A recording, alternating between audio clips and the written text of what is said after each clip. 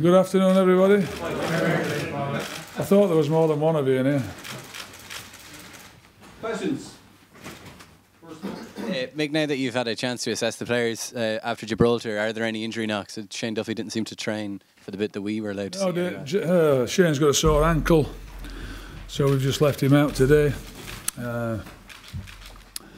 He's going to have a scan, see if there's anything serious. I don't think there is.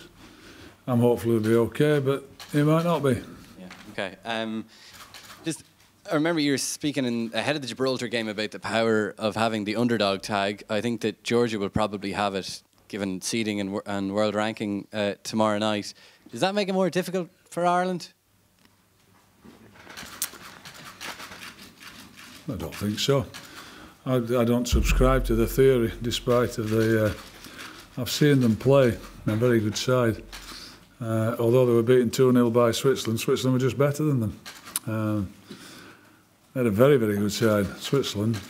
No, I don't think it makes it any harder. I just think it's a tough task, but we're at home. We've got to take all our advantages that we've got.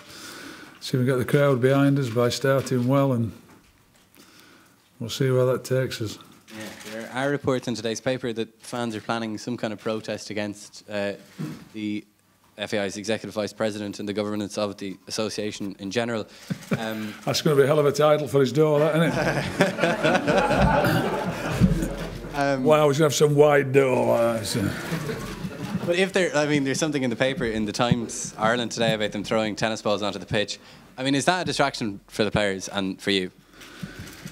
Well, do you know, if that's the case, I've been at games. I've been at Charlton when people have done it.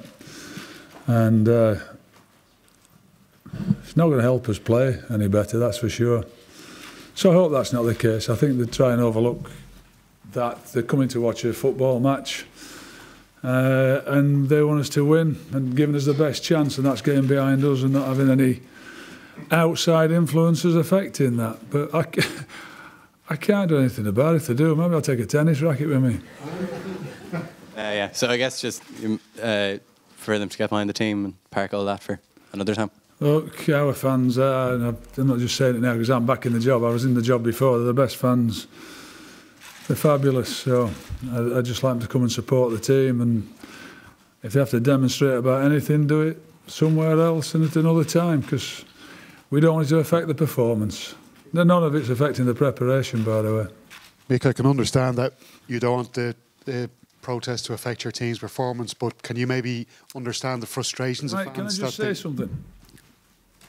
Unless it's guaranteed that there is going to be one, I'm not going to talk about it anymore, because we're talking about hypothetical, aren't we? So we can say, what am I going to say if we win, lose, or draw? That's all hypothetical until it happens.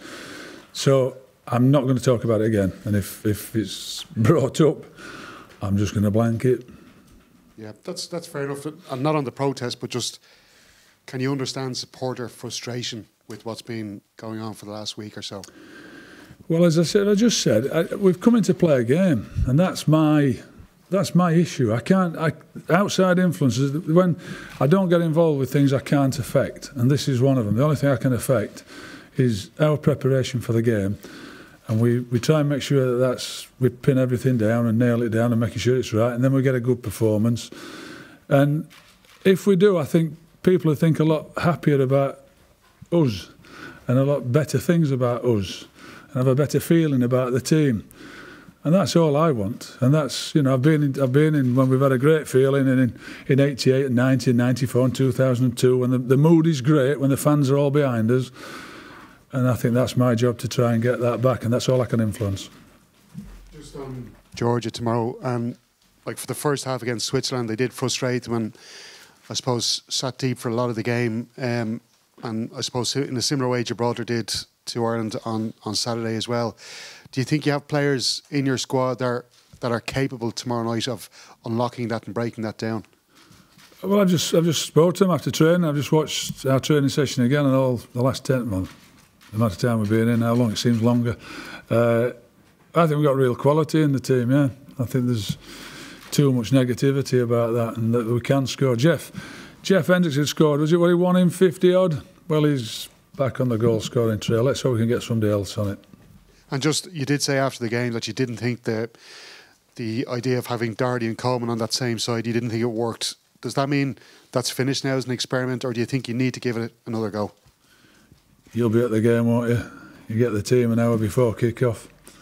It didn't work on the night. I said before, I may have to use it sometime else, who knows when, but it didn't particularly work against Gibraltar. Mick, in terms of return to Dublin, how much are you looking forward to managing an Irish side in Dublin again? Very excited about it, yes. It's as much pleasure or as made me feel as proud as ever when I did it before. I used to walk up the steps at Lansdowne Road and stand and listen to the national anthem. In fact, the national anthem was only one of the things that I enjoyed on Saturday. Probably that. Standing there, being the manager, the national anthem, the goal, the final whistle. That was about it. So yes, I'm very, very excited and looking forward to it. And in both your playing days in Green and in your previous management spell with Ireland, home games were massive. So is tomorrow a must-win with only 4 games being played in Dublin over the course of the campaign? You know, if we lost tomorrow and won all the others, it wouldn't really matter, would it? But we're not thinking about that. But that's always a, you know, must-win. That's a great headline, isn't it? I think I have to get as many points possible to qualify, so we can have our games here and we can be involved. How we get them is irrelevant to me, but a good performance and a good win would make us all feel better. But in terms of games you will target as you look ahead, are the home games more likely to be games that you pick up points in, or do you feel, does it matter whether you play in Dublin or whether you're playing in Geneva or wherever you might be playing? I haven't been at a club or with Ireland or anywhere else when I played or managed that home games weren't very important. So this is an important one for us. Thanks, Mick. Pleasure. Mick, sorry, over here. How you doing? You spoke last week about having an idea of the team in your head, but you wanted to see the players on the training pitch, and then by seeing them on the training pitch, it told you that what you were thinking was right. Was it another learning process seeing the players on the pitch in the competitive fixture in terms of your thought process, looking ahead to what you were thinking about Georgia and now where you're at now? No. No, it wasn't. It was a long question, a short answer. But yeah. Absolutely not, no. I had 2 trains of thought in my mind for the 2 games. So the game on Saturday didn't have a bearing on it at all. And I'm not going to judge those players on that pitch, that wind, those circumstances. I'm not judging them on that, no, not at all. And then just looking ahead to the game, I assume you've looked back at the 2 Georgia games from the last campaign. Do you think? I have. Do you think when Georgia played well, do you think there was a certain element that Ireland allowed them to play well, gave them maybe a bit too much time on the ball? Different set of circumstances. It's my team tomorrow that's going out, so I'm not going to comment on what I thought happened before. But if we allow Georgia to just settle and have the possession of the ball, which they're very good at, and I'm watching Switzerland last night, they didn't allow them to do it. But Switzerland are arguably the best team in the group. And they just looked at it. They were a very, very good performance by them. And they dominated the ball, which was unusual because Georgia tried to do that. Thank you. Hi, Mick. Richard Barrett, Executive Vice President of Pundit Arena. Where are we looking here? Just trying to lighten the mood, but it's been 20 games. Sorry, are you getting a wide door as well, are you? It's I just prefer a manager or coach on my door. I can just slide in, it's no bother at all. It's been 20 games since we scored 2 or more than 2 goals. Is that a worry for you? Does the pressure increase with every game? I know a lot of that, 99% of it, you weren't there for, but how much pressure is there with us not scoring? What has happened in the past doesn't increase any pressure on me at all. I've started with a pretty ordinary performance and got 3 points, the same 3 points as it would have been if we'd have played brilliant and won by more goals.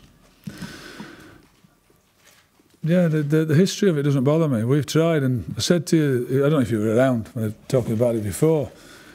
So we tried to get Jeff scoring goals, but from midfield players scoring goals. So we've got one. So we've had a little improvement. And if we can get another little improvement on Tuesday night, then I'll be pleased.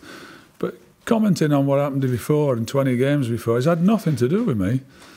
You know, so I'm okay. There's no more pressure on me than having to stand in front of 45,000 people who have got great goodwill towards me and all expecting good things from us all. There's enough pressure. I don't let other things affect me. And on Sean Maguire, we know he said before in the past that 2 games in such a short period is quite difficult for him at this stage of his hamstring. Does he have a good chance of starting, or? It's not always good, is it, when you tell the manager I can't play 2 games in 3 days? It's a good start for him. He hasn't said that to me, and I know he's been available for Preston now for a while. So, yeah, he's in the squad and he's in my thoughts. 2 more minutes before the embargo stuff, please.